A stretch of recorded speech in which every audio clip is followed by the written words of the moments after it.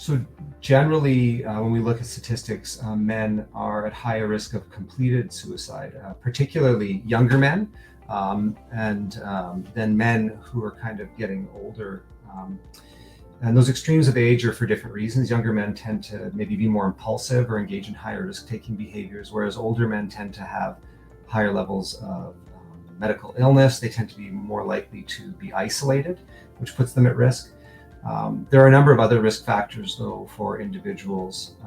For example, if people have a history of depression or other mental illness, if they engage in substance use, and then recent stresses like job losses, relationship losses, grief can all put people at higher risk of suicide.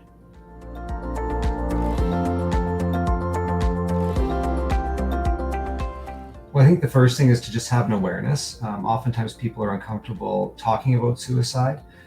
Making yourself aware of the fact that it's something that occurs is important. And then knowing some of the risk factors. So recognizing that, changes in people's mental wellness, increased rates of isolation are things that put people at risk.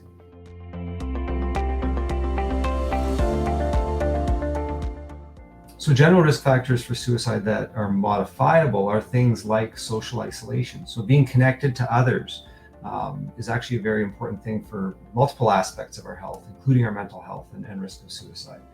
Reducing rates of substance use reduces your risk of suicide. Paying attention to your physical health and managing physical illnesses, and along the same lines, getting appropriate management of mental illness like depression and anxiety reduce your risk of suicide.